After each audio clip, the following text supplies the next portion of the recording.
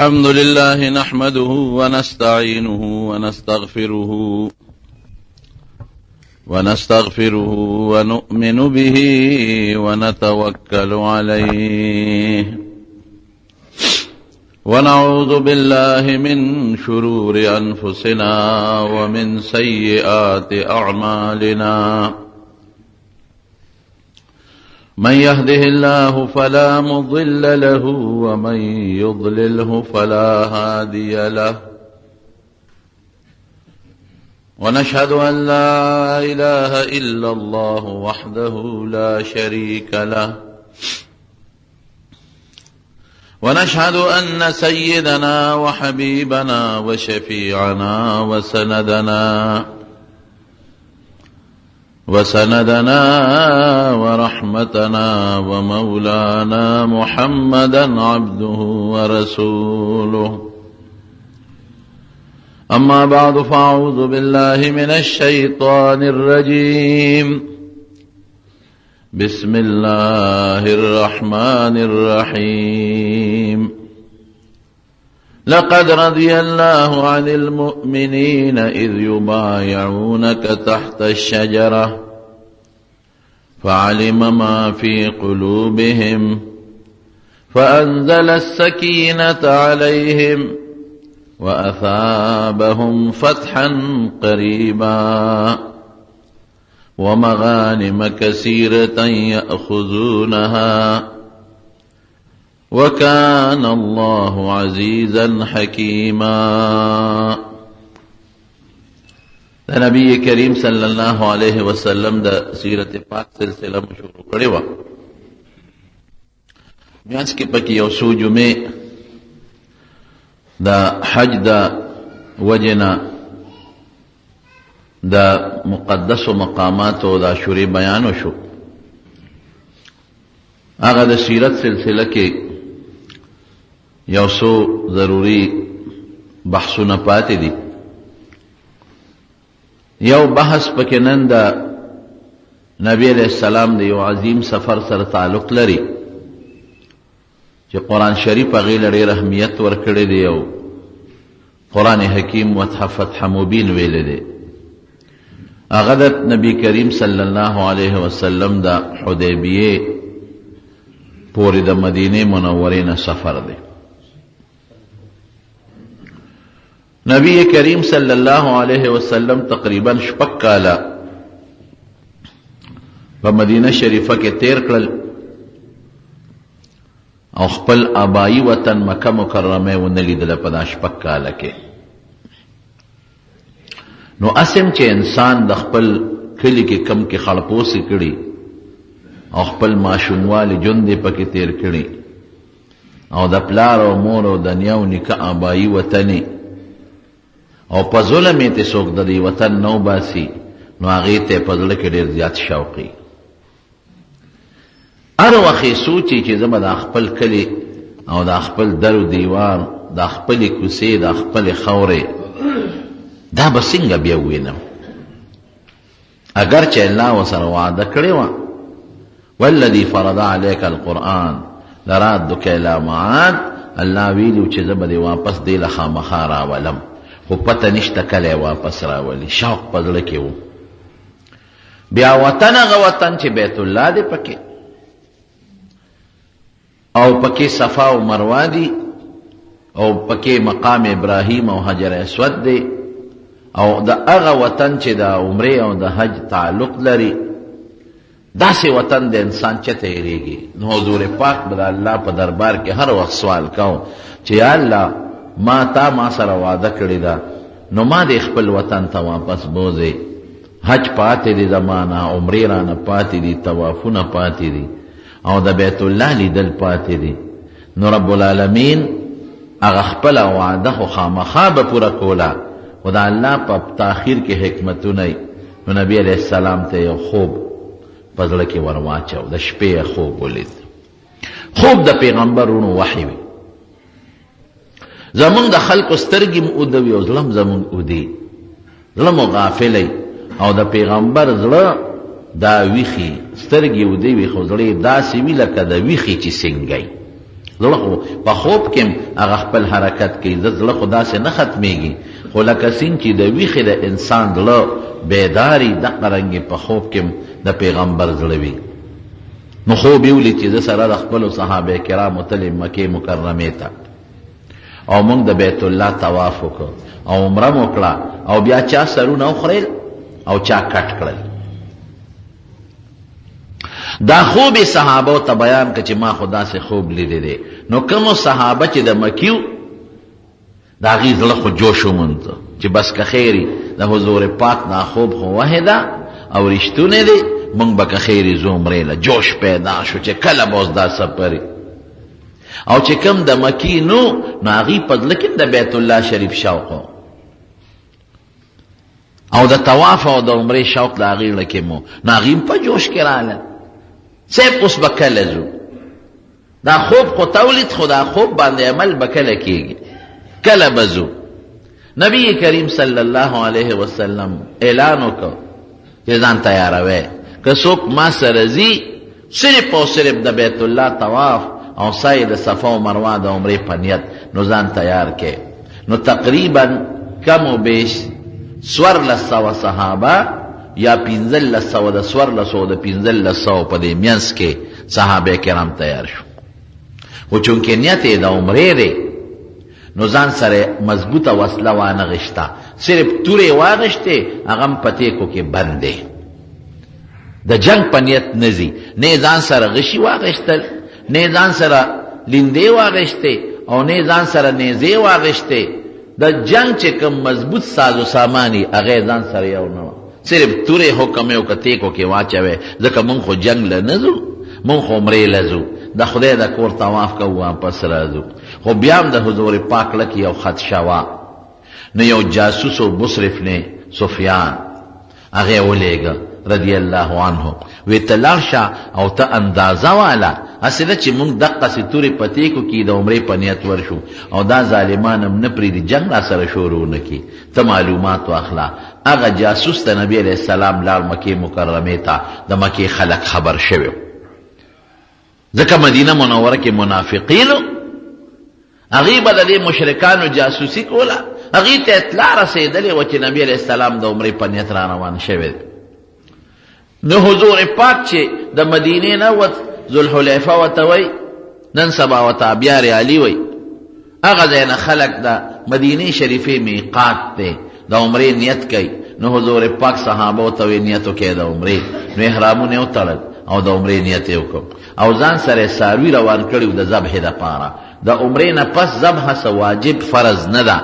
لیکن مستحبه ده که یو سړی داسې کوي. نو ځان سره بلا څاروي روان کړي چې موږ به عمره وکړو او دا څاروي به حلال کړو او دا به زموږ یو صدقه او خیرات بشي. په خپله نبی کریم صلی الله علیه وسلم د خپل ځان دپاره 15 څاروي روان کړي، دومره سخي حضور پاک. مونږ هلته یو څاروي ته سترګې تورې کړي چې خدای پاکه پسو به یې او دا خو ګران دی ورزان دی. حضور پاک مبارک دومره سخي دی. عمره کې څاروي واجب نه دی، مستحب دی، 15 بوتلې دي. ورپسې عمرة القضا یې کړې ده، د هغې عمرې قضا او یې پکې حلال کړي دي د خپل طرف نه صرف. او په حج کې 100 څاروي حلال کړي دي صرف د خپل ځان نه، 100 څاروي او پکې ځان سره ګورې امت شریک کړي دي. وی الله دا زما او زما د امت د طرف نشو. دومره حضور پاک سخی دی او امت سره د امت ور سره دومره فکر او غم دی. نو چې کوم څاروي ځان سره خلک حرم ته بوځي د هغې قانون دی چې که ګډ چیلی وي یا غوا غویي وي نو په دې غاړه کې ورته سامیل واچوي. دا نه خیده دی چې دا د حرم څاروي دی او حرم کې به حلالېږي. څه حکمتونه پکې شته دیني، خو د طالبانو خبرې دی درته نه کوم. او که اوخي نو دا قب ولا پوټې غوندې زخمي کي لږ شان، لکه سړی چې دا وینه وباسي د ټسټنګ دپاره، ټسټ دپاره د شوګر وغیره، دقسې دا قب معمولي غوندې زخمي کي لږه وینه ترې راوباسي، نو اوله د قب په شا باندې خوره ورومږي چې خلکو ته پته لګي چې دا د حرم څاروی دی. څوک به یې نه پټوي نه به یې غلا کوي. که ورک شي نو د حرم د څاروي به خلکو خیال ساته، حرم ته به یې راوشړي. نور حکمتونه هم پکې دي. روان دي لبیک شروع کړه، د عمرې نیت یې وتړه. 1400 نه 1500 پورې صحابه روان شو. شپږم د ذیقعدې د رکوټ اختر د میاشتې نه پس چې موږ د میانې میاشت ورته وایو د ذوالقعدې لومبې تاریخو کې د مدینې شریفې نه وتل او د ګل ورځ ده ذوالحلیفه کې نیتونه وکړل لبیک سره روان دي غدیر الاشتات یو ځای دی هلته چې ورسېدل جاسوس واپس ولی اطلاع راوړه ویې صاحب د مکې خلک خو خبر شوی دی هغوی خو تا نه پرېږدي ځکه هغوی د ګیر چاپېره قبیلو خلک راغونډ کړی دی او چې څومره قبایلي خلک دي هغوی یې په مینت او په زارۍ راغونډ کړي دي او ټول مسلح دي او مکه او د مکې کوڅې مکملې درته بند کړي دي بلاک کړي دي پرېږدي نه او دی فیصله کړې ده چې موږ نبي علیه السلام او د هغه ملګري صحابه مسلمانان بیت الله ته او مکې ته بلکل نه پرېږدو ټولې لارې سیل دي بس بند دي که ته ورځې جنګ د سره کوي پرېږدي نه ښه مضبوطه فیصله یې کړې ده نبی کریم صلی الله علیه وسلم وی ځای چې ځو الله دې پکې خیر واچي موږ د جنگ په نیت نه ځو موږ د الله د رضا او بیت الله د کور د عظمت په خاطر ځو او موږ طواف او عمره کوو جنگ نه کوو که موږ چا پرېښودو او موږ د بیت الله طواف وکړو خو ډېره ښه ده او که چا منې کولو هغه وخت سره به بیا فیصله کوو روان شو هغوی د خالد ابن ولید د 200 یو لښکر یو دسته د شهسوارانو بیله جوړه کړې وه هغوی وی چې تاسو لاړ شئ او په مسلمانانو باندې حمله وکړئ ویاروئ چې واپس شي جنګي حربې همدغسې وي حضور پاک مبارک ته پته ولګېده چې په دې پلانکۍ لار کې خالد ابن ولید د 200 شهسوارانو تورو نیزو سره موږ ته ولاړ دی نو لاره یې بدله کړه نو بیا خالد ابن ولید هغه نه چا دی چې وروسته مسلمان شو نو د هغه د اسلام یو څو وجې دي هغه یو وجه مې د اسلام دا وه چې ما یو ځای کې د غر شاته پوره انتظام کړی چې مسلمانان به په دې لاره ځي او موږ خو د اخسونو لښکر یو پیاده او د اس مقابله خو نه کېږي نو موږ به پرې ناګهاني حمله وکړو دوی به دل ول به کړو خو چې موږ انتظار کوو دوی رانلل چې پته ولګېده هغه عامه لاره یې بدله کړې وه په بله تلي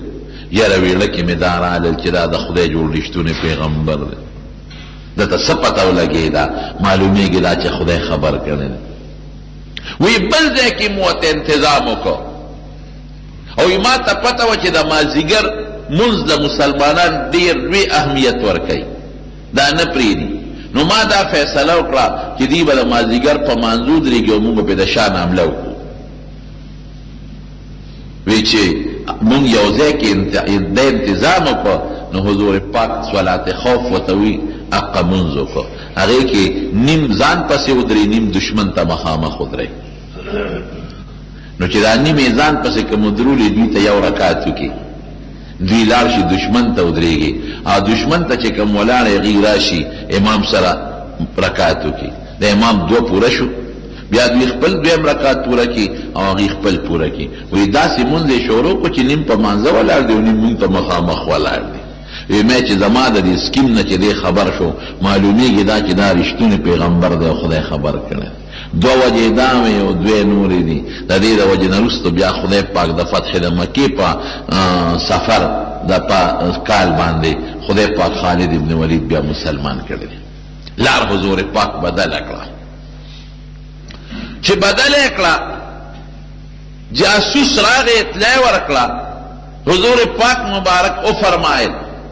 ویده د بیت الله د تعظیم په خاطر روان شوی که ما سره د مکې خلق صلح کوي جوړه کوي خو داسې شرط باندې جوړه کوي چې هغې کې د بیت الله تعظیمي نو که په ما هر قسمه تکلیف راځي ورسره جوړه کوم خو که چرته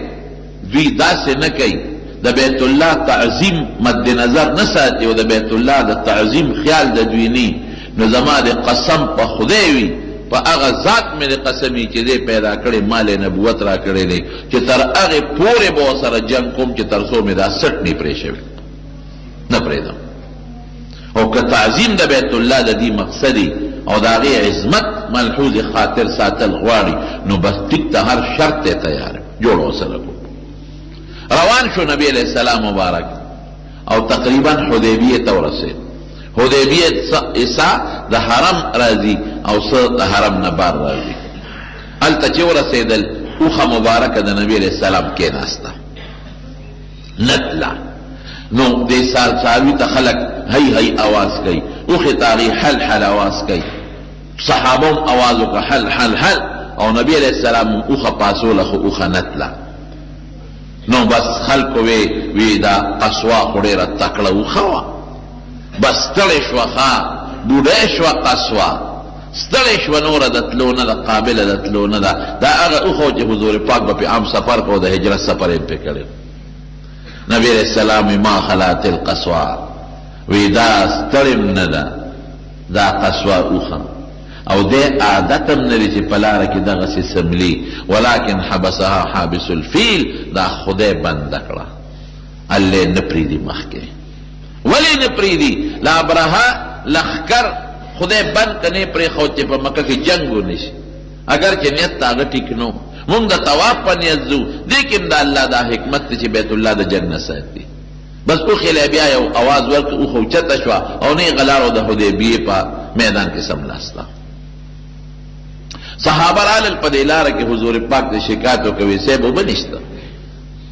سور لسوا او د پنځل لسو په مینس کې دي نبی علیہ السلام فرمایي لګي شانتي او بچ ته مال پیدا کې یو سړي سره په کاسه کې لګي او به غي ولا راوړي حضور پاک په خپل لاس مبارک کې خو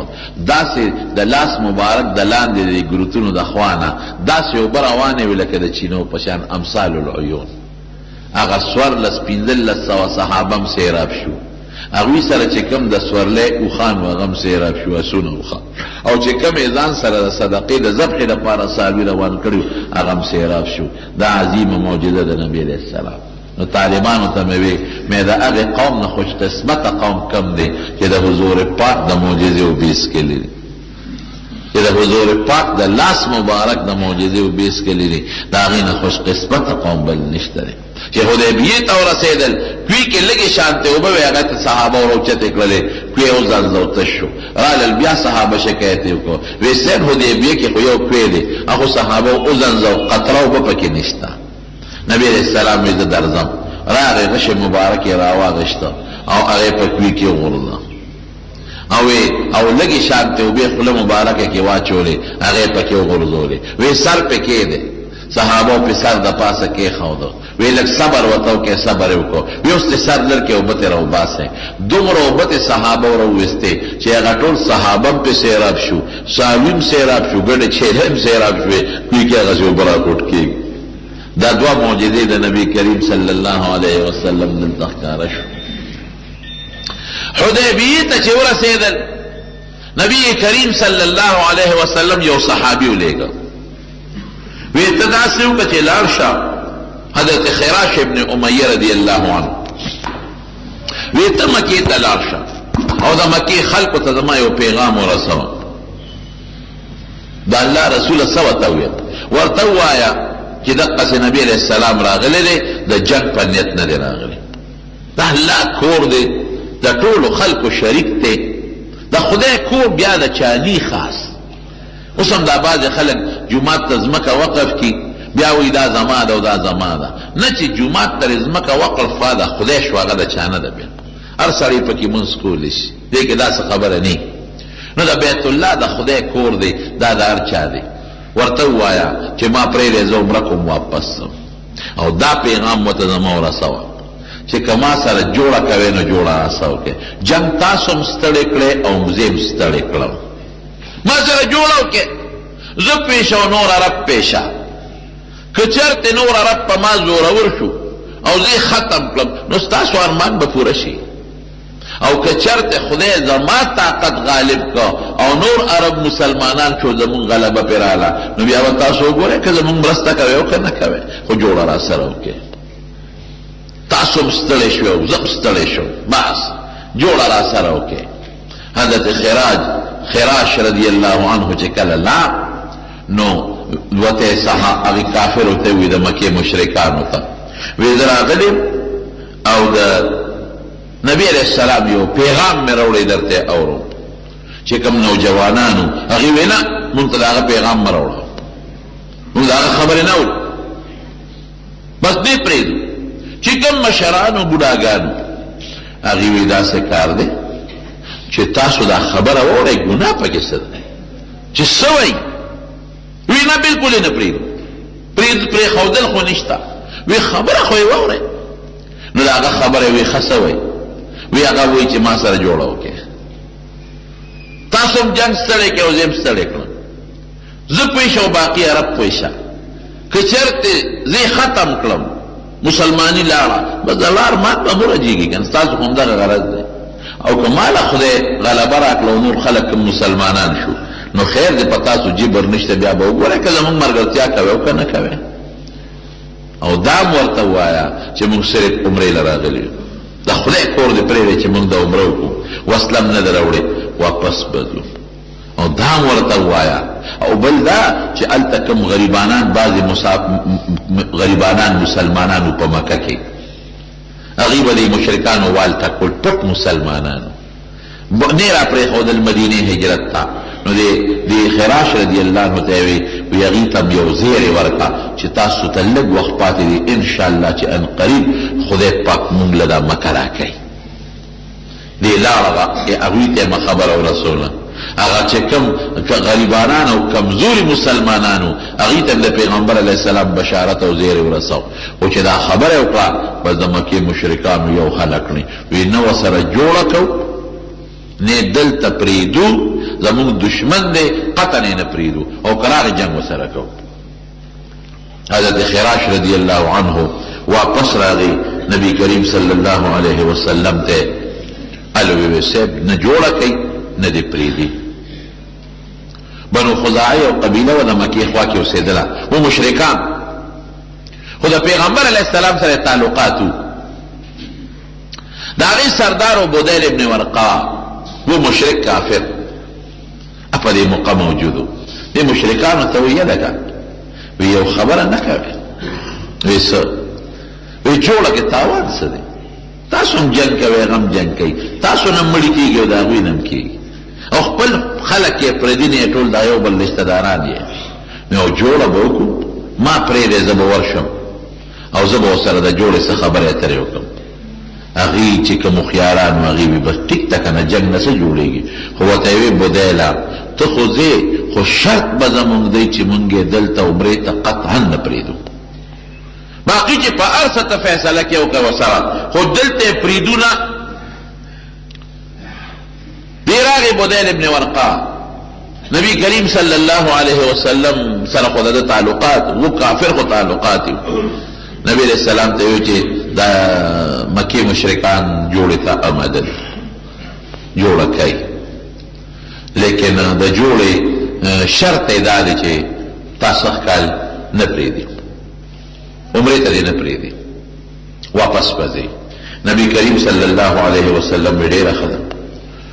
وی زه یو سړی درلېږم نو حضرت ابو عمر فاروق رضی الله عنه ته وی عمر دته لاړ شه او دا حضرت خراش رضی الله عنه چې کله لاړه د ده څاروي هغې ظالمانو مړ کړه اوښې وله مړ کړه او دې هم وجه خو به دې ته خلکو خلاص کوي نه دی خو استازی دی حضرت عمر ته وی عمره ته ورشه او د جوړې توړې څه خبرې دی مکې مشرکانو سره وکړه حضرت عمر صاحب وی د الله رسوله ما مه لېږه که زه دې ولېږلم ګروس په دله خبره یو طرف ته کړم بس ما مه لېږه ما مخکې خو یې ګڼې وړې وې خراش خو ترې راغی ځان یې ترې اخلاص که سارې وله مړ کړ ما ته خو که چا بره مو کتل نو قصه مې دې ډنګه ډونګه کړي ما مه لېږه او زما قصې پسې نه لګي زما کمانې خو بس زه چې پې ورځو بس هر څه چې کېږي هکې یو خدای یو عجیبه جذبه پیدا کړی وی څوک ولېږم وی حضرت عثمان ولېږم دې صابره ده حضرت عثمان کې صبر ډېر زیات و رضی الله عنه کې او رشته داران یې په مکه کې شته نو حفاظت پرې نه نبی علیہ السلام حضرت عثمان رضی الله عنه ته وی زه ته لاړ شم چې لاړ د مکه کې د ده رشته دارانو مشرکان د هغې په پناه او په امان کې ورداخل شو چې ورغې وی تاسو د جوړې خبره نبی علیہ السلام هم کوي او تاسو هم کوئ زه راغلی دې ته جوړه جاړه وکړو او نبی علیہ السلام د عمرې په نیت راغلی دی اوس یې پرېږدی ګوره چا سره چې جوړه کې نو څه ناڅه هغله خو یو عزت ورکوې که نه ابه تاسو له در کې تاسو هغله یو عزت ورکوې ګټ عزت د هغه دا دی چې پرېږدی چې دا عمره وکړي. هغې ورته ویل که ته عمره کوې نو وکړه، تا ته اجازت ته ځه، خو که هغه راځي نو قطعا یې نه پرېږدو عمرې ته. د ده خبرې ورسره لږې تېزې شوې، بس هغوی کلک ونیوه په کوټه کې بند کړ. نبی کریم صلی الله علیه وسلم ته اطلاع غلطه راورسېده. چا ورته وی چې عثمان خو یې شهید کړ. په دې حضور پاک خفه شو، وی چې استازي ته خو څوک تاوان نه رسوي، استازي خو به د هغوی دلته راځي، زمونږ به هلته ځي، دا خو یې غلطه وکړه. وی بس صحابو ته وی د عثمان بدله، صحابه خو هسې تیار وو. هغې خو په دې سوچ کړو چې مونږ لازما ځو او عمره به کوو. هغې خو ته مخکې نه تیار تابعدار ناست، خو چونکې په مکه ورتللو هغوی ټولې لارې سیل کړې وې، بند کړې وې، او د ګیر چاپېره د دنیا قبایل یې راغوښتي وو، په زرګونو خلک تیار تابعدار. نو د چا په کلي ورتلل آسان کار نه دی چې بیا هغې ته انتظام هم کړي، وسلې هم را جمع کړي، وړه خبره نه ده. نو حضور پاک ته بیعت واغېسته، وی ما سره به بیعت کوې. نو په حدیبیه کې یو غټ د کیکر اونه وه، د هغې کیکر لاندې حضور پاک کېناسته. وی چې څوک ما سره ځي راځئ ما سره بیعت وکړي. نو یو کس به راته او د نبی کریم صلی الله علیه وسلم سره به بیعت د جهاد کوم، بیعت به کوم. دې ټولو صحابه کرامو بیعت وکړو، او دا ګورو اسانه خبره نه ده.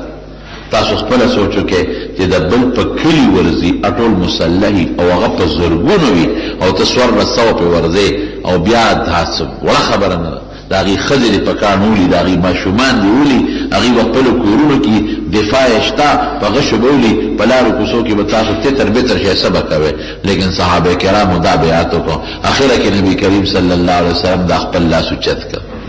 وی عثمان پته نه لګي که جمدی وي خو ټیک تا، که مړي خو صحیح، که جمدی وي نو زه د هغه د طرف نه هم بیعت کوم. نو دا خپل ښی لاس یې اوچت کوي، دا د عثمان لاس، او دا زما لاس. وی د عثمان د طرف نه ما د جهاد بیعت وکړ. دې نه څه معلومه شوه چې دا ته عثمان صحابه به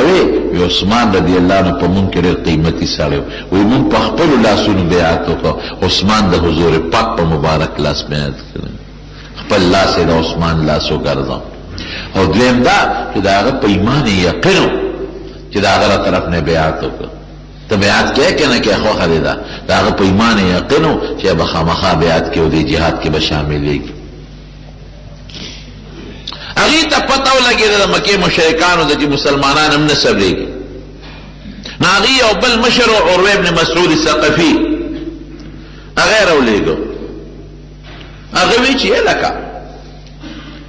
دا مسلمانان خو مونږ ته څه بده خبره نه کوي، د خیر خبره کوي. نو پاسېده ټولو ته یې وی زه ستاسو مشر یم که نه؟ هغې وی یو زمونږ مشر. وی پلار هم یم که نه؟ وی بلکل زمونږ پلار. وی ما پرېږدی زه ورسره جوړه کوم. وی زه ورځه. عروه ابن مسعود ثقفي چې کله راغی او نبی علیه السلام سره کېناسته او خبرې ترې شروع کړې، نو هغه لږ رو بچاو په خبرو کې په حضور پاک.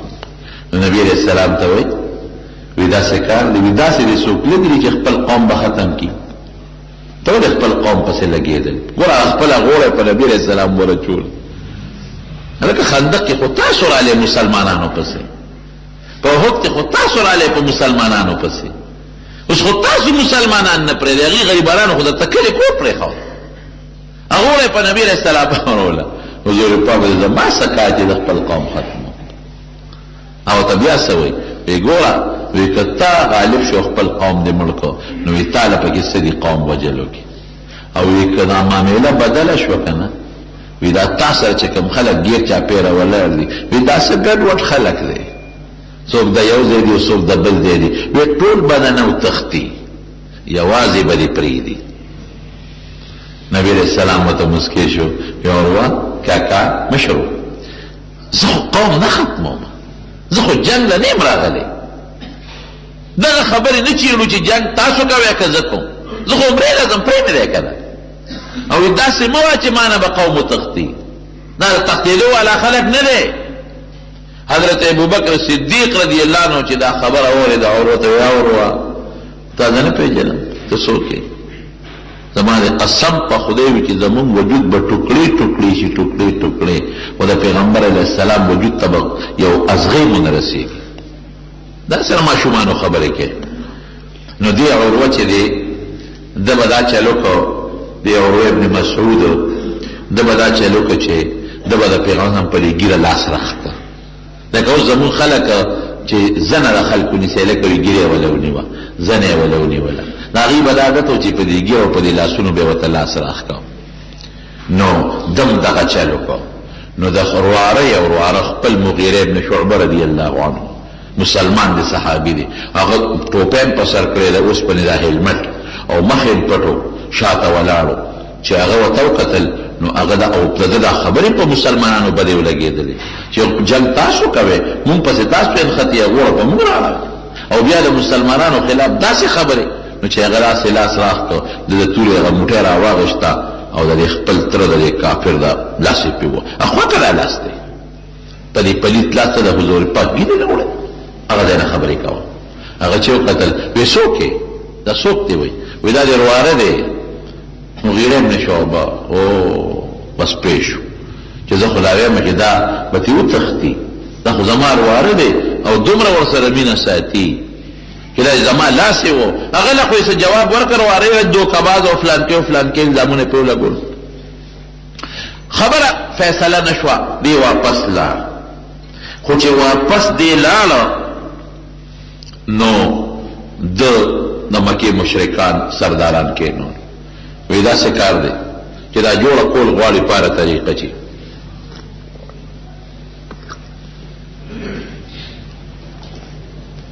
الحمدلله دا وی ما د مسلمانانو جایزه واغشته. وی قسم دی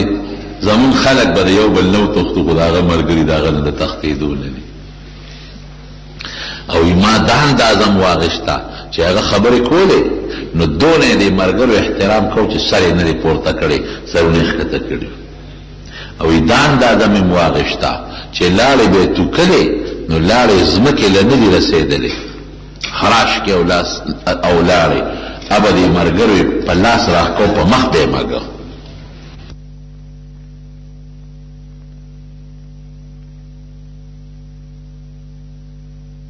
په لاسونو کې راغشتې او په ځانونو به یې مږلي. هر څه چې دي خو دې سړي سره جوړه پکار ده. بس کافر خو پوه شو چې واقعي دي، خو ځان وجني، بس ځان قربانوي. نو هغې یو بل کس ولېږه، حلیس ورته وایي، حلیس. دا د حبشې و. دوی د حبشې نه هم ځان له خلک راغوښتي، دا تور حبشیان د مدد دپاره. حلیس ته یې وایي داسې وکړه، ته لاړ شه، ته اجنبي یې، ته لاړ شه. نبی کریم صلی الله علیه وسلم ته پته ولګېده. نو دا حلیس د قوم به د دې حرم د څاروو ډېر احترام کوو. نو هغه وایي داسې وکړئ چې دا کومو څاروو ته مونږ غاړه کې میلونه اچولي دي او د حرم د ذبح په نیت لوستې دي، دا څاروي په لارو کې ودروئ. حلیس چې راغی دې څاروو ته یې وکتل، وایي دا څه دي؟ وایي دا د حرم څاروي دي، مونږ عمره کوو، دا به حلالو. هغې له مړو سري وایي ښه، بس واپس شو. وایي دا خو پرېښودل پکار دي چې لاړ د مکې کافرو ته یې وایي داسې کار نه چې هغوی خو څاروي روستې دي او غاړه کې ورته میلونه اچولي دي او هغه خو به راولي، عمره به کوي، هغه به حلالوي. نو دا څاروي به تاسو دوی ته واپس کوئ، عمرې ته نه پرېږدئ چې خپله عمره وکړي. زه خو ته واپس رالم. هغې ورته وایي بانډیسیه پوه نه شوې، بانډیسیه دوکه شوې. وایي ښځه بانډیسي بس خپل قوم ته وایي ځئ چې ځو ته د مکې د مشرکانو نو مدد نه کوو. بیا رضا که کښېنو. نو سهیل ابن عمر دا پکې مشرو دی او لېږه. وی د ته لاړ شو خبرې ته وکړه. سهیل ابن عمر راغی نبی کریم صلی الله علیه وسلم نه. حضور پاک تپوس وکړي دا څوک راغلی دی؟ وی سهیل دی. وی سهل الله امورنا، وی انشاءالله زمونږ کارونه خدای آسان کړل. سهل د اسانتیا نه وتې دی. دی چې کېناسته نبی علیه السلام سره خبرې ترې شروع کړلې. نو دا شرط مضبوط ټینګ کړی و چې صرف سخت کال به نه راځي عمرې له، مونږ په دې فیصله کړې ده. او آینده کال له خیر دې راشه او عمره وکړه. او یو څو لس شرطونه یې ولګول. یو شرط پکې دقه و چې ته به سخت کال واپس کېږې. دویم شرط پکې دا و چې که زمونږ نه یو سړی در وتښتېد او مسلمان شو مونږ له به واپس راکې او که ستاسو نه یو سړی راوتښتېد او مرتد شو کافر شو مونږ به نه درکو. دا دویم شرط. دریم شرط څه دی؟ آینده کال چې راځې وسله به نه راوړې، عمره به وکړې، تورې به د سړي اب هم تیکو کې بندي او 3 ورځې به کې به ځان فارغوې واپس مدینې ته ځې. د دې صلح به 10 کاله مودی، د یو بل دوستانو باندې به حملې نه کوو. دا سلسله شرطونه چې دا شرطونه کله لګول صحابه وې دا چې ته مونږ منو، زمونږ نه به سړی راوتښتي تاسو به نه راکوئ او ستاسو نه به راوتښتي مونږ به یې درکوو. او دویم دا چې مونږ به اوس واپس ځو، عمره به نه کوو، مونږ چې احرامونه تړلي دي، نیت هم چې کړی دی او مونږ چې دا دومره څاروي را روان کړي چې دا به د عمرې نه پس لالو، دې سره به څه کوو؟ دا شرطونه مونږ نه منو. نبی کریم صلی الله علیه وسلم صحابه ته وی تاسو ما پرېږدئ، زه جوړه کوم، هر څنګه چې زه جوړه کوم جنګ نه کوم. او صحابو کې خو یو دا جوش و چې دوی د عمرې په نیت را روان شوي دي او د ډېرې مودې نه په دې تمه و چې اوس د لارې نه واپس بوځي نو چېرته د هغې زړه برداشت کوي. یو دویم دا دی چې د جهاد بیعت یې ورسره وکړو، ړی نور هم راوچت شو، جوش پیدا شو چې ورځو پې اوس یې واپس کې. او دریم دا دی چې عمره به نه کړی او سرونه به اوس خرایې، عمره به هم نه کړی او ساري به حلالوی، خلک به څه وایي؟ ای به چې په نیمه لار کې واپس کړی. او بل دا چې زمونږ نه به سړی تښتي او به نه راکوي، کله دوی نه راوتښتېد مونږ به یې ورکړ او آینده کال به مونږ راځو، بې وسلې به راځو، که دوی را باندې حمله وکړي بیا به سي او ایله 3 ورځې به تېروو، دونه مزل به مونږ کړي. دې شرطونو ته هېڅ څوک هم تیار نو. لیکن نبی کریم صلی اللہ علیہ وسلم بے چیزا صلح خامخا کو. حضرت عمر فاروق رضی اللہ عنہ کی دمر جذبہ وا چراغ نبی علیہ السلام تا مخامخ کے ناستا وی دا اللہ رسولہ وی تا دا خدا رشتون پیغمبر نہیں وی یم وی تارا منتنو ویلی چی عمرہ بکو وی ویلو نیدی وی ولی واپس زو وی تا ما دا ویلو چی سخ قلب عمرہ کو ما ہوتا تا وی چی ما خوب ولی او خوب که ما تا اللہ اجازت دا عمرے را کرده دی زخور روان شم پا دیتا ما اس چی خدای میں نپری دے واپس کئی میں دسو کم اور دمرا جوش کے دی وی دا پہ اسلام کے دمرا بے غیرتی ولی من برداشت کم بے عزتی دمرا ولی برداشت کم یہ دا من سڑی بدوی منگلا نرا کئی و دا دوی اغبا من ورکو وی عمرا وی زمان دا دوی نا چی کم سڑی مال راغی نو زبی ورکم خدای بولا لار رو بسی او که زمون نه یو سړی دوی له لاړو مرتد شو زه پې څه کوم ډورا دي نه کې کافر دی نه دی راکوي وی ښه مونږ به آینده کال 3 ورځو له راځو تورې به په تیکو کې وي او بیا به واپس به ځو حضور پاک ورته وی عمره غلی شه ما ته چې الله څه وایي د هغې تابعداري کوم دویمه خبره ما کې نشته بس ما ته الله داسې وایي زه داسې کوم او پاسې د موقع نه اخوا کېناست وی دا خو زه نشم برداشت کولی دا خبری چی کیگی دی که دا غی سوحیل چی دا کافر نمائنده دی دا غی زوی ابی جندل رضی اللہ عنہ پا زنزیرون تغلی و پات کارو راغی مسلمانان تیزان دا ورسو را من دیکلی وی ما خدان دا ورسو زه خدا دی دوی دمرا وحلی ما او ٹکولی ما او زنزیرون را تاچولی دی زان میرا اخلاص کا تاسول میرا ورسو دا زنزیرون ما نوس پرانی دی اگا پلار پوی دا کافر مشر دی نمائنده دی اور اپاس دی دا سوحیل دا زوی چې کم دی ابو جندل په دې مخ یو څو څپېړې وو او کلک یې ونیو اخوا یې کړ وی دې خواشه نبي علیه السلام ورته دا پرېږده دا هلک وی نه پرېږده دا ما سره شرط یې چې زمونږ کوم سړی درشي نو ما ته به یې واپس کوی وه دې به تاسو نه بولدی ما به واپس کوی نبي علیه السلام ورته ګوره ما خو لا لیکل نه دي کړي خبرې جاري دي فیصله لا پوره نه ده شوې وی که دا زوی نه راکوی نه کوم جوړه حضور پاک ورته وی ښه داسې وکړه چې پیسې به درکم دې ما ته پرېږده وی نه علم وی ښه یو غلام به په ده په عوض کې درکم وی نه علم وی ښه ته خو مشر د عربو یو لکه مونږ یو سړي ته وایي لکه ته خو پښتون خبره ومنه که نو ته خو یو لوی عربي د عربو مشر نو زه درته منت کوم درخواست درته کوم د خدای لپاره را یو ما ته پرېږده وی نه پرېږدم دې به خامخا راکړې نبي علیه السلام حضرت ابو جندل ته وی خفه کېږم ما شرط ښه دی واپس کوم دی ورته پاسې دو ټول 1400 1500 صحابو ته درخواست کوي استغاثه کوي او ټولو ته چغې وایي اے صحابو تاسو ما واپس کوئ دې کافرو ته او لمن یې اوچته کړه ویل املا ته مو وګوره دې په اسلام څونه والی ما او که اوس هم ورکړم وجدې مې پرېږدي مې نه تاسو مخکې دا دې پلار والم او په زنځیرونو یې تړلی ما نو زما دې تاسو سر نشته تاسو ما نشئ قبلولی تاسو یاد وساتئ صحابه کرامو جلل خو د حضور پاک مخکې غږ نشو کولی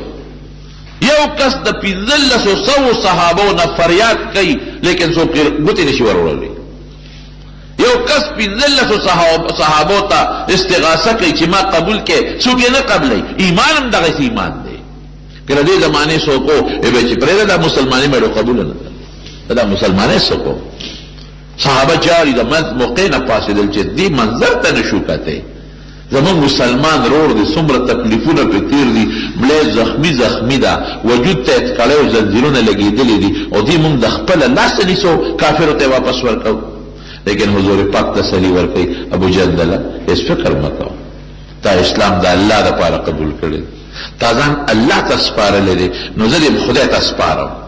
هېڅ فکر چې ونه کې الله به دې مدد کوي زه دې ورکوم فکر مه کوه الله به دې مدد کوي واپس یې کوه ته چې خط یې بیا لیکه نو خط کې لیکلي بسم الله الرحمن الرحیم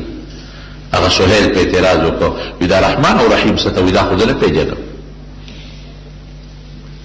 هغه زړه طریقه باندې بسم الله ولیکه نو دې به بسمک اللهم لفظ لیکه هغسې ولیکه هغسې وي ښه ده هغسې ولیکه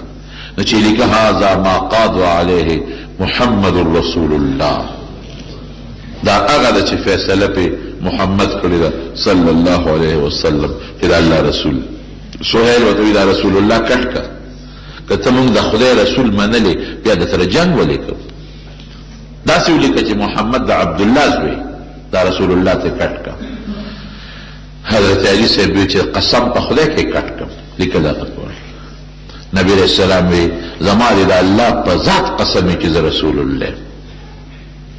دا اللہ پا ذات میرے قسم اگر که تاسو میں نہ منے خود رسول اللہ علی سے دروان کا وی نا قسم پا خدای کروان کا وی خمال راکا پا خط خو نبی علیہ السلام نا پویدر وی ما تاو خایا اگر تکی و تاو خو نبی ہم پا خپل لاس مبارک روان کا وی لکا کہ محمد بن عبداللہ هذا ما قاد علیہ محمد بن عبداللہ صلی اللہ علیہ وسلم کہ دا آغا دی محمد صلی اللہ علیہ وسلم دا اللہ دا عبداللہ زوی دا لکل اکلر خطی ولیکه دوا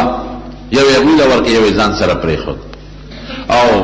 نبی علیه السلام خو صحابه خو پریشانه دي خفه دي صحابه ته حکم وکړه سرونه مخ رایه او څاروي دلته حلال کېدی چې ځو مدینې ته صحابه چېرته تلل صاحب راغلي د عمرې په نیت چې واپس به عمره به هم نه کړ څاروي خو به عمرې نه پس حلالو دلته یې څنګه حلال سرونه څنګه وخورو عمره خو مونږ لا نه ده کړې او د جهاد بیعت تې رانه واخېست اوس مونږ ته وایي چې واپس ځو په خولې یې غږ نه کو یو بل سره لګیا دي چې مې ګویې شروع دي دومره جذبه ده په هغې کې او بیا چې ابو جندل یې واپس کو هغه منظر چا کتی شو او زمونږ کس به دي به نه راکړي دوی به راځي مونږ به ورکو نبی علیہ السلام ډېر غمجن دی حضرت ام سلمه رضی الله تعالی عنها ام المؤمنین دا ورسره وه د هغې خیمې ته نبی علیہ السلام ورننوت غمجن و وی دا اللہ رسول ولی خپه وی ام سلمی صحابه می خبره نمانی زورتیم سرون اخرى ساروی لال که وی سیم دا اللہ رسول دی اسم پدی تمدی چی نبی علیہ السلام مد اقبل شرک مات که پا مکه بورشی خیر دی غم جن دی خپکے گتے ما راغلی دا عمره پا نیت تی اس نیمگڑی واپس زی دب جهاد بیعاتو که جهادو نشو او شرطونم پا ظاہر کی زمون خلاف تی نستا سق وخدا واپس زی وی او وی دا سو که خپل ساروی لال که خپل سر مبارک تی اخرایا دلی تمه به ختم شي په خپل به عمل شروع کی ستا دا حکم خلاف ورزی نه کوي او په دې تمه دي چې نبی علیہ السلام پکې په دې خپل فیصله کې نظر سالو کی او دا فیصله ختم کی بس نبی سم نئی आवाज کی راشه زما سر اخرایا چې سر اخراو او بس وی ساوی راو چې ذبح حکم بس فورا صحابه کرام پوه شو چې اوس بس مسله ختم شو زری سرونه مخرج او ساوی ذبح کړل احرامونه لرکړل او د دې عمرې نیت یې کړو دی به قضا کوي آینده کال او دغه چې احرام تړلی او بیا عمرونه کې او په دامیانس کې ختمي نو قانوني دا چې یو ګډ بالالای ساری بالالای و ساری لال کړ چپ چاپ صحابه را روان پریشان غټ نه کوي چې پلار را روانو نبی کریم صلی الله علیه وسلم باندې خدای قرآن شریف کې آیات نازل وی عمر ته आवाज کې حضرت عمر وی ما وی چې ما خو لګه تیزی کړی دا او زما په حق کې بخامخا قرآن شریف نازلېږي او خدای خبر چې ما سره به خدای څه کوي وی حضور پاک را आवाज ورکړي راشي چې راشي وی چې ورلم وی ما ته عمر خبره مې د الله رسوله څه چل دی وی ما باندې خو الله یو صورت نازل کړ هغه مال د دنیا د قیمتي مالونو نه بهتر دی د الله رسوله څه صورت دی وی دا صورت نازل شو انا فتحنا لك فتحا مبینا چې تعالی خدای دا حدیبیه صلح فتح عظیم دی دا لویه فتح ده وی خدای الله رسوله فتح ده او فتح ده ته ګوره دې کې زمون کامیابی ده بیا صحابه کرام خوشاله شو او دا هغه صحابه چې د بیعت کړو دا کیکر دا اون اعلان دی دا غي په حق آیت نازل شو لقد رضي الله عن المؤمنين اذ يبايعونك تحت الشجره دا اون اعلان دی چې کوم مسلمانانو در سره بیعت کړی دي دا ټول الله خوشاله دی دا الله خوشالي جنت دی اذ يبايعونك تحت فعلم ما في قلوبهم دا دې فضل الله وز خبره ما سره دی زي زما دین سره دی فانزل السكينة عليهم خفقوا خلافت من النازل مطمئن اکلل واصابهم فتحا قريبا خدای ولا نزدې فتح ور سوره دې پس لګه مو د پس مکه فتح شو ومغانم كثيرة ياخذونها خدای پاک دې د بازار غنیمتونه ورکم دې په بدل کې ان الله عزيز حكيم مدینه منوره ته نبی عليه السلام واپس را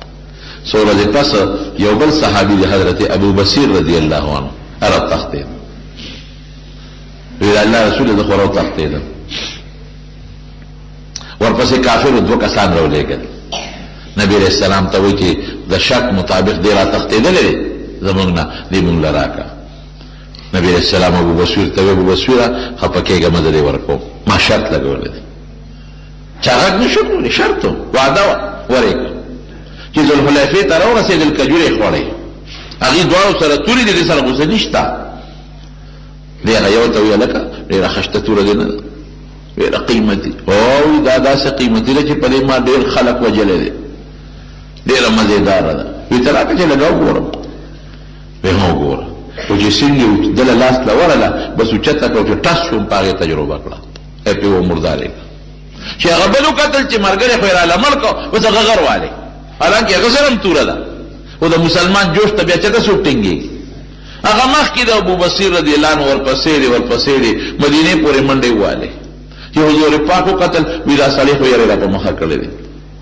چې راغی دی کې ابو بصیر رضی الله عنه ورپسې راورسېد وی د الله رسول هغه ملګری خو یې راله مړ کړه او ما هم وجني ابو بصیر رضی الله عنه او بیا ټینګ شو وی صاحب دې اوس ما سره مکې ته ولېږه زه چې زم او واپس بیا بس کافر سړی د پسې رالېږي دی ولېږه وی نو بس بویه زه که نه وی زه چې ته بوتلی شم دی را سره ته ورسوه دی زه بوتلی شم یو خیال ته کې راله بېغمه کړه ما پې وجنې حضور پاک حضرت ابو بصیر رضی الله عنه ته وی ابو بصیر ورکوم به دی بیا ما وعده کړی ورا صحابه ایمان که بل څوک ووایي بیا چې نه مې کافر سره دی شته او نه مسلمان سره په اسلام د سکم نن خو موږ معمولي غونډه چې شیخ وایي مولا نه څوک خفه شي ایمان پرېږدي مسلمانۍ پسې کنځل کوي نن خو زمونږ دغه حال دی طالب نه څوک خفه شي مسلمانۍ پسې کنځل کوي دغه صحابه دي ایمان دقې ته وایي ایمان نه د مولا دی نه د طالب دی نه د جومات دی او نه د مدرسې دی ایمان ستا خپل دی او خدای سره د ایمان تعلق دی بل چا سره نشته د ایمان احسان به په مولا نه کوي دا ته پیشه خدای دې پیشه مسلمان مې کافر پتا ده چا سره ایمان دغه ته وایي وی ابو بصیر ورکوم به واپس شرط مې خېره وی د الله رسول تا شرط پورا کړل ورکلم دا خو زما کمال او چې ما ځان راو تختو حضور پاک د خلین یو ټکی او خط ویل امه مسر حرب وی دا سړی خو جنگ ګرمي لو کان له احد سوچتنه چې دی پوي کی بس صحابه پوي شو یو صحابي وته ویل چې مونږ را تخته نو مونږ لسله تخته بل خو تخته کنه اوس خو یې در باندې مرګم پورې شو او که نبي علیه السلام ورکړې نو بیا به در سره څه کوي؟ هغه یې ډېره ښه ده، د دریاب غاړه و هغې ته وتښتېد. هغه ابوجندل رضي الله عنه د هغوی نه راوتښتېد، هغه مخکانې ام ورسره شو، بل را تختی بل را تختی بل را تختی، خو چې کم مسلمانېږي یا پټ مسلمانان دي تختی، ابو بصیر رضی الله عنه لذي دریاب په غاړه ډېره دی. نو چې د مکې د مشرکانو کومه قافله به شام ته تله نو لاره خو یې په دوی وه، دوی پې حمله کوله، دوی پې حمله کوله. نو غریبانانو خوړل څه؟ الله اکبر. نه کوټه شته چې پکې وخت تېر کړي، نه سمڅه شته چې پکې ننوځي، د اونو لاندې به د شپې او دروازې پراتو، نه کرونده شته، قسم دې د اونو پاڼې خوړلې دي. دا اسلام ایمان مونږ ته په آسان نه دی را رسېدلی. نن زمونږ ټوله توجه دنیا ته او مال او دولت ته، اسلام ته هېڅ توجه نشته، ایمان ته هېڅ توجه زمونږ نشته. د ایمان په خوند دغه خلک پوهېدل، د اسلام په خوند دغه خلک پوهېدل. د اونو پاڼې به یې خوړې او د دریاب ترخې اوبه به یې څکلې، خوږې نشته او نه کوټه شته او نه سمڅه شته، په دا میدان پراته دي. او چې د مکې د مشرکانو قافله شام ته ځي راځي حملې پې کوي، نو د مکې مشرکانو نبي علیه السلام ته سوال جواب ولېږه، وی د خدای خاطر وکړه او زمونږ د رشتې خاطر وکړه چې دا کسان مدینې ته راوغواړه، او دا شرط مونږ په خپله ختم کړو، که ستا نه څوک راتښتي مونږ به یې نه درکوو، که زمونږ نه څوک در وتښتېدل مونږ له یې مه راکوه، شرط مو ختم کړه. ګوره حضور پاک فرمایلي وو که نه، وی الله به لار راوباسي، دا هغه لاره وه، مونږ له یې مه راکوه، خدای ته وګوره او زمونږ د رشتې خیال وساته. قسمونه یې واچول نبي علیه السلام ته چې دا ډله مدینې ته وغواړه، زمونږ په قافلو حمله کوي، قافله ته نشي تللی. نبی کریم صلی الله علیه وسلم یو خط ولیکه د حضرت ابو بصیر رضی الله عنه په نوم باندې، او ډېر زیات خوشحاله او قاصد له ورکوي دا خط فورا ابو بصیر ته ورسوه، او ابو بصیر ته دا خط کې لیکلي چې بس کافر خپل شرط ختم کو او ته مهرباني وکړه سره د خپلو ملګرو مدینې منورې ته را روان شه او د مدینې په لار کې به زه ستا استقبال کوم. لویه خبره وه. خط ورسېد ابو بصیر ته چې خط یې وکړ، دغه وخت حضرت ابو بصیر رضی الله عنه بیمار او په بستر نه په خاوره پروت دی، په خاوره، صادر نشته، بستر نشته، خوارانو سره څه دي، خو دغه یو کمیس یې اچولی دی، یا لنګ یې والی دی، د خاورو د پاسه پروت دی او ناجوړه دی. ډاکټر حکیم هم نشته چې علاج وله وکړي، نه دارو درمل شته چې وخوري. چا ورته وی ابو بصیر مبارک دی شه، ولې قاصد ورته وی حضور پاک ستا دپاره خط کافرو شرط ختم کو، دا خط نبی علیہ السلام را لېږلی دی، دا وګوره، او حضور پاک درته خط کې لیکلی دی چې شابه زر راځه سره د ملګرو، زه به د مدینې په لاره ستا استقبال کوم. لیکن هغې ویلي پې هېڅ سکت نشته، پروت دی. خط یې راواخېسته او ښکلی کړه او دې سترګه واږه په دې سترګې کېښود، او یا الله زه ستا اوس هم په دې شکریا ادا کوم، ستا حمد ویم الله، اگر چې د ما د نبی علیہ السلام خدمت نصیب نشو، مدینه مې نصیب نشوه، خو په دې ستا شکریا ادا کوم چې الله اخر وخت کې زما د حضور پاک د خط سره ملاقات کېږي. خط یې ښکل کړ، په سترګو کېښود او ساتې لاړه، وفات شو. دغه صحابو زندگی و ژوند په دغه طریقه د اسلام او د ایمان دوی مونږ ته را رسولی دی. نه د پلار پروا شته، نه د مور پروا شته، نه د ښځې پروا شته، نه د کوټې پروا شته، نه د سوري او نه د رڼا او نه د تیارې، نه د یخ او نه د ګرم. ایمان چې زړه کې کېږي بیا نوځي، بیا داسې ایمان دی. باقي مسلمانان لاړل مدینې منورې ته. دغه د حدیبیې صلح خدای پاک فتح مبین وګرځوله. ولې فتح مبینه وه؟ انشاءالله که موقع وه نو آینده جمعه کې به هغې تشریح ته وکړم چې دا فتح مبینه ولې ده. دې نه څه معلومه شوه؟ یو د صحابو د پیغمبر تابعداري څونه ده، زړه یې نه غواړي لیکن حضور پاک چې سوی خبره مني. دا قرنګې به تاسو اوس هم د دیني خپل مشر عالم خبره به منئ، د دین په خبرو کې به د هغه نه انکار نه کوئ، خبره بالکل مني. بل بیعت د جهاد، بیعت یې ورسره کو، بیعت یې ورسره فورا صحابه تیار شو، د هغې غټه قرباني او د پیغمبر علیه السلام احترام او عزت او د دین کلکوالی چې په دین دومره پخته او دومره کلک و چې نه مسلمان سره داشته او نه کافر سره، لیکن بیا په خپل ایمان او په خپل دین پاتې دي. او د صحابو د دین دپاره محنتونه او کوششونه او خود د دواړو جهانو د مبارک سردار خدمت دوکې رب العالمین زموږ د دواړو جهانو خیر نصیب کړي. دغه صحابه کرامو چې د دین کوم خدمت کړی دی، محنت یې کړی دی، الله د هغې اجرونه ولا په آخرت کې د جنت په شکل کتاب ورکړي او خدای جنت الفردوس نصیب کړي. د حضور پاک ملګري دي، خدای زموږ هم د هغې سره ملګرتیا نصیب کړي. خدای د نبي علیه السلام راولې شوي دین خدای دا په امت کې خور کړي. الله تعالی د دین او د ایمان حفاظت وکړي. خدای زموږ دا وطن د قرآن او د شریعت په رڼا باندې روښانه کړي. الله که څوک مریضان دي ته ولا شفا ورکړي. خدای که څوک قرضداران قرضونه اخلاص کړي. الله چې د چا پریشانۍ دی هغه ول په خوشحالو بدل کړي. خدای موږ د مخلوق د شر نه وساتي. د چا چې اولاد ني خدای ته ول اولاد ورکړي. د چا نارینه اولاد ني خدای ته ول نارینه اولاد ورکړي. که کوم الکان جنکه ودونه نشته خدای صالحان خزي خاوندان نصیب کړي. الله چې څوک په یو بل سره رواني دشمنی طرفګنې دی پر هغه باندې بدل کړي. خدای زموږ د وجودونو، زموږ د ایمان، زموږ د علم د بچو او زموږ د مالونو حفاظت وکړي.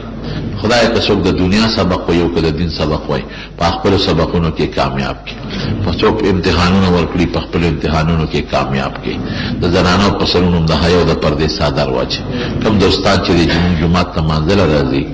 خدای په یو یو قدم ول اجر ورکړي. د زړه حاجتونه پوره کړي. کله چا په کورونو کې مریضان یا په دې مجلس کې خدای ټول شفا ورکړي. ربنا ظلمنا انفسنا وان لم تغفر لنا وترحمنا لنكونن من الخاسرين برحمتك يا ارحم الراحمين. پخپو باندې صابون مګل څنګه لري او پخپو وجود صابون مګل شي.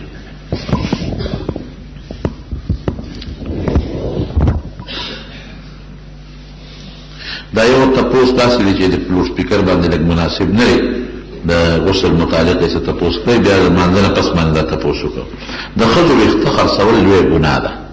ښځه که په خپله خپل ویښته خرڅوي دا هم ګناه ده، او که څوک د ښځو د ویښتو تجارت کوي دا هم ګناه ده، جرم دی.